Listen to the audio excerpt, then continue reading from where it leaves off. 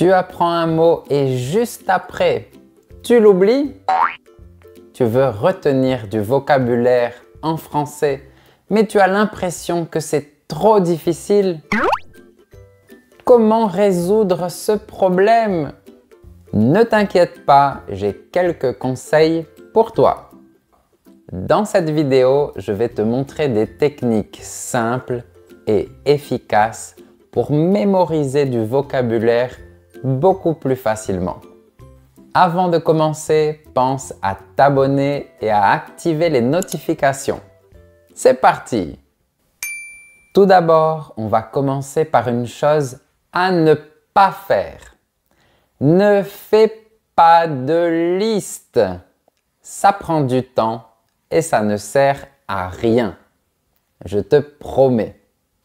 En fait, quand tu vois un mot que tu ne connais pas, la première question que tu dois te poser, c'est: est-ce que ce mot est important?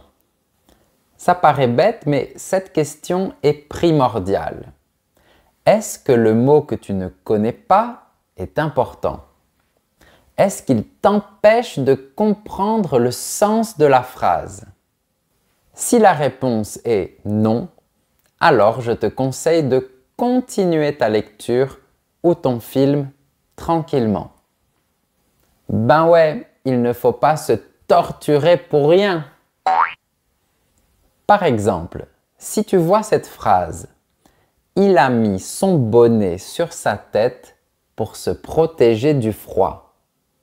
Même si tu ne connais pas le mot « bonnet », ça ne t'empêche pas de comprendre la phrase. Il y a des indices qui te font comprendre ce mot, donc c'est inutile de le chercher.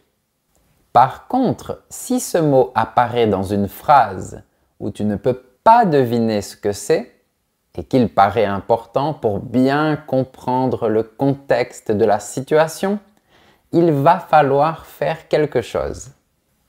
Par exemple, si le mot bonnet est dans la phrase « Jean a ouvert un magasin qui vend uniquement des bonnets ».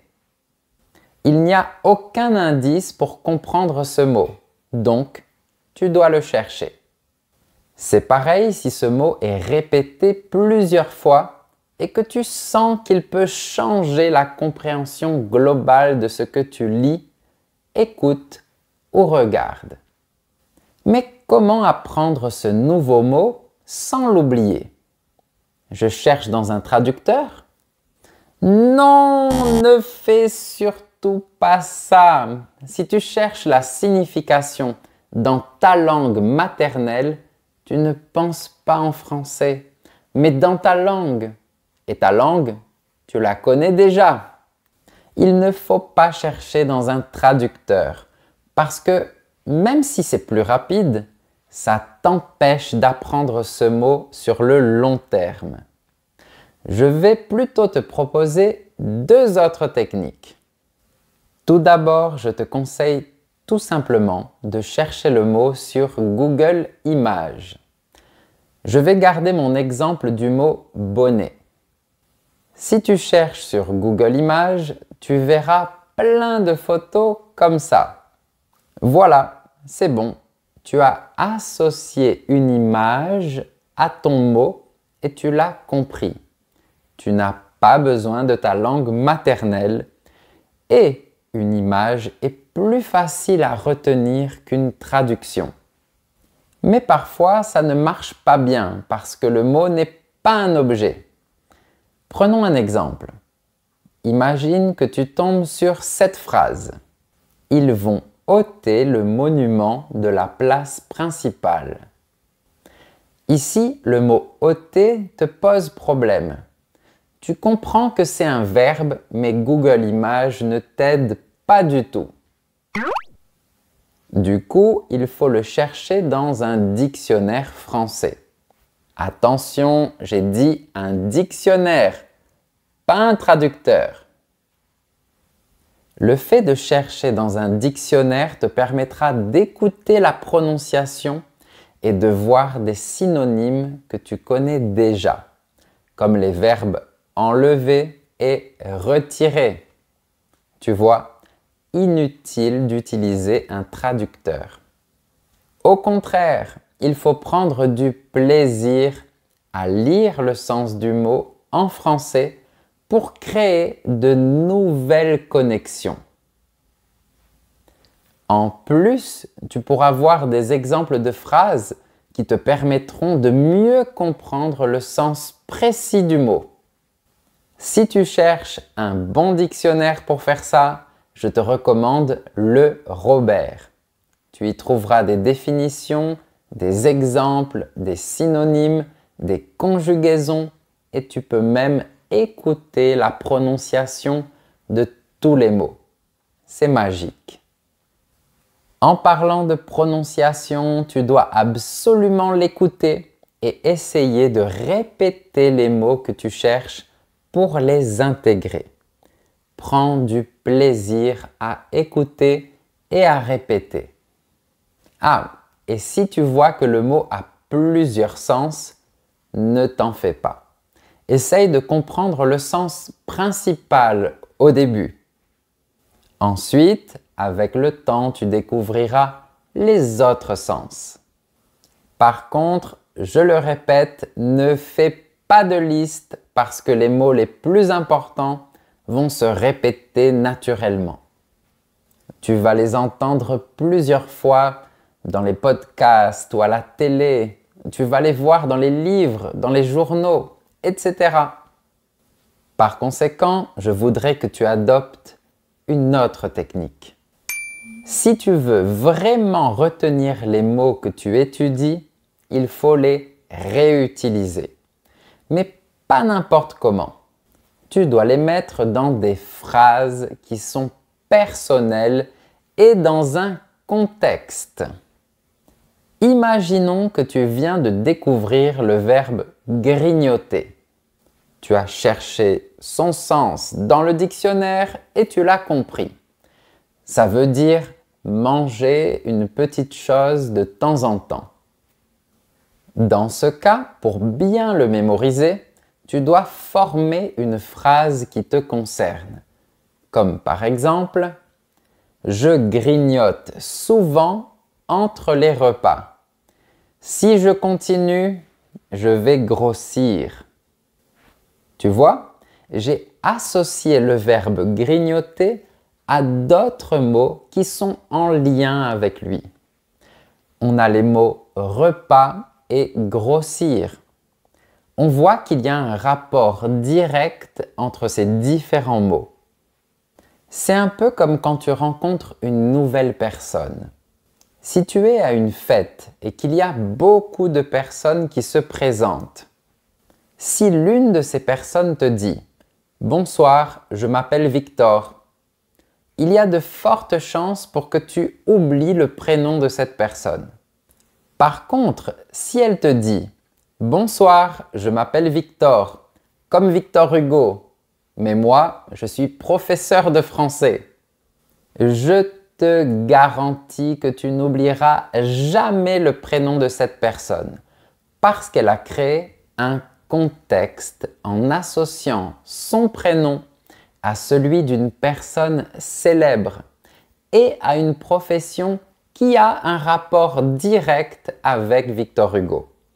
C'est exactement ce que tu dois faire quand tu apprends du vocabulaire. Et tu peux faire plusieurs phrases afin de maîtriser encore mieux l'utilisation de tes nouveaux mots. Si je reprends l'exemple du verbe grignoter, je pourrais dire « J'ai envie de grignoter quelque chose maintenant. J'ai faim.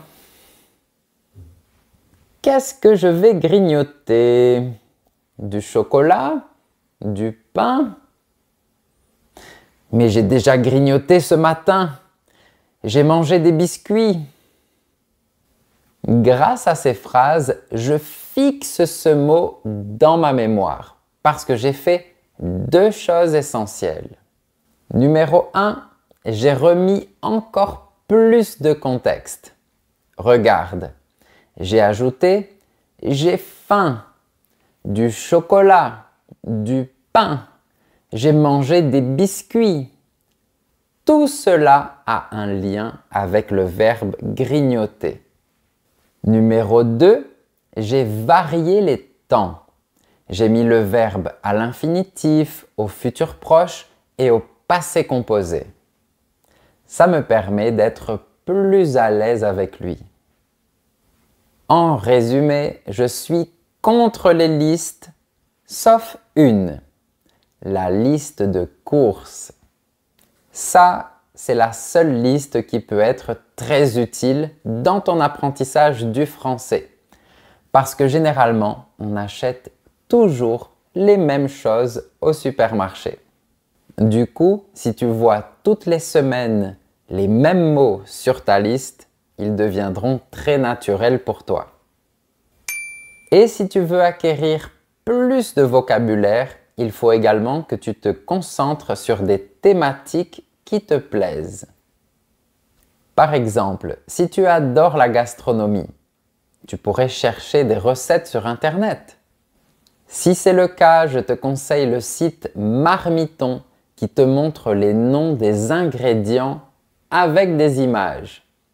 De cette façon, tu n'oublieras jamais les éléments qui composent ton plat préféré.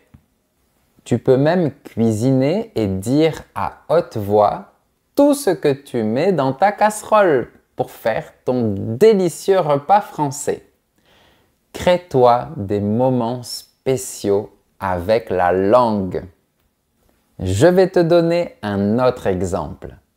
Si tu adores les vêtements et la mode en général, va sur le site d'une marque française que tu aimes et découvre tous les noms de vêtements. Là aussi, il y aura des photos, tu pourras comparer les modèles, les couleurs, les tailles et sans t'en rendre compte, tu apprendras du vocabulaire. Tu sais pourquoi? Parce que c'est impossible d'oublier ce qu'on aime. Tout ce que je suis en train de t'expliquer depuis le début de la vidéo a un lien avec la mémoire affective. La mémoire affective est un concept en psychologie qui désigne la capacité de se rappeler des souvenirs en lien avec des émotions spécifiques. Elle se distingue des autres types de mémoire en intégrant les émotions ressenties, ce qui renforce l'intensité et la durabilité des souvenirs. Et c'est justement ça la différence. Si tu apprends une liste de mots ou une définition par cœur, tu actives ta mémoire à court terme. Tu vas retenir des informations qui disparaîtront de ton cerveau quelques jours plus tard. Par contre, si tu ajoutes des émotions, des sentiments, tu te crées des souvenirs sur le long terme. Donc, mon conseil principal, c'est de ne pas apprendre par cœur, mais avec le cœur. Il faut vivre chaque mot et chaque expression. Mais comment vivre en français si on ne vit pas dans un pays francophone? Ne t'inquiète pas, c'est possible. Comme je te l'ai dit, tu peux aller sur des sites internet qui t'intéressent. Tu peux regarder des séries, des films, lire des livres, écouter des podcasts, la radio et la musique. Tu peux même t'abonner à ma chaîne et me suivre sur mes réseaux sociaux. Bref, essaye vraiment de plonger dans la langue française. C'est comme pour les enfants. Au début, ils ne parlent pas, mais ils sont tellement exposés à la langue qu'à partir d'un moment donné, ils commencent à s'exprimer. Les enfants font des fautes, leur vocabulaire est limité, mais ils progressent petit à petit. D'ailleurs, je voudrais en profiter pour parler du sujet de l'âge. Très souvent, j'entends des phrases comme « Je suis trop vieux pour retenir tout ce vocabulaire ». À mon âge, on oublie tout très vite. C'est plus facile pour les enfants. Et je ne suis pas tout à fait d'accord avec ces affirmations. En fait, les enfants apprennent assez naturellement, c'est vrai, mais les adultes ont un grand avantage. On a une capacité de réflexion sur la langue qui est bien plus grande. On peut créer des situations, faire des liens avec d'autres mots de manière consciente et mieux capter la profondeur de chaque mot. Et ensuite, quand on est plus âgé, on a plus de temps, on arrive à mieux se concentrer et le cerveau reste toujours capable de créer de nouvelles connexions neuronales. Mais pour ça, il faut bien accepter le fait qu'apprendre une langue, ce n'est pas un sprint, mais un marathon. Sois patient et curieux et surtout, révise. C'est fondamental de réviser ce qu'on a appris.